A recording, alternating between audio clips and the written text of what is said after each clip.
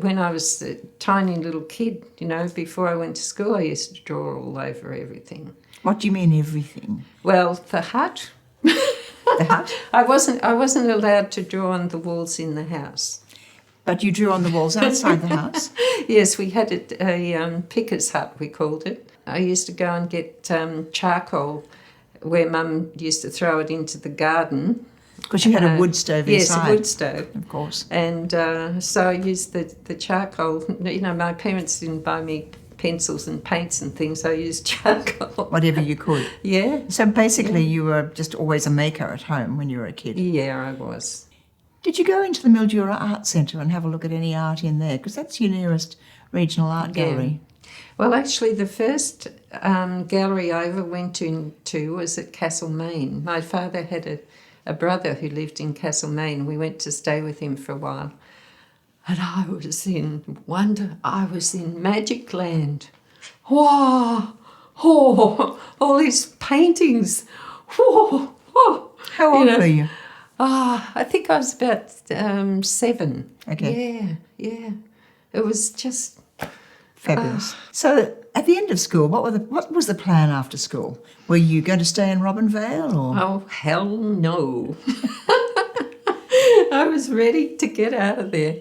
It was just so, everyone knew you for a start, so you couldn't be anonymous, I think it's really important for artists to be anonymous so they can look at things, look at people, stare at them. Anyway. All right, so in 1969 you graduate, you're a young artist, you're living in Melbourne. Yes. And you start to exhibit. Well, no, I left. I jumped on a ship and went to England. I couldn't bear it. Australia was like a dead end as far as art goes, as far as I could see.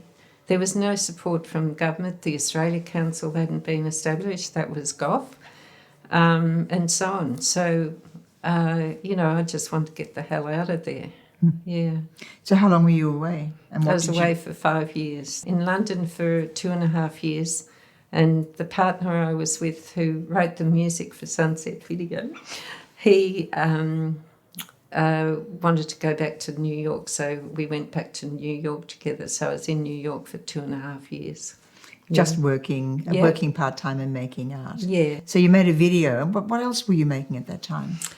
Well, it was very much orientated towards environmental issues. I was also very aware of feminism at that time. I made this fabulous sculpture of my partner made out of pink toilet paper, and he was in a bath, and it was called Bathtub Superstar.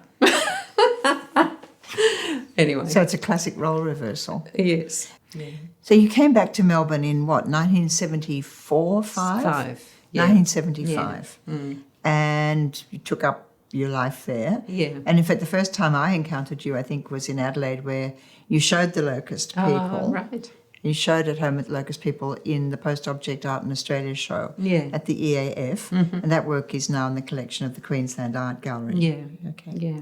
So you kind of, as far as I could see at the time, you kind of erupted with this very elaborate work. But of course, now we've been talking to you, we can see how various works have fed into that over the years. Yeah. Particularly that you had worked in London and New York with the figure. Yeah. Yes, with the body. Yes, quite. If I was going to ask you one question to sum it all up, where did all this art come from?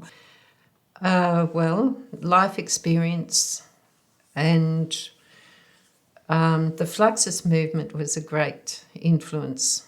And probably, I feel as if I'm a Fluxus artist, really. So life experience, Fluxus, how does that work?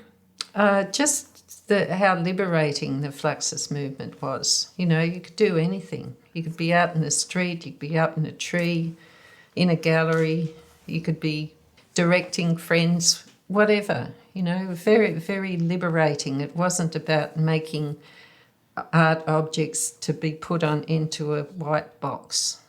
And so that suited me fine. It really did.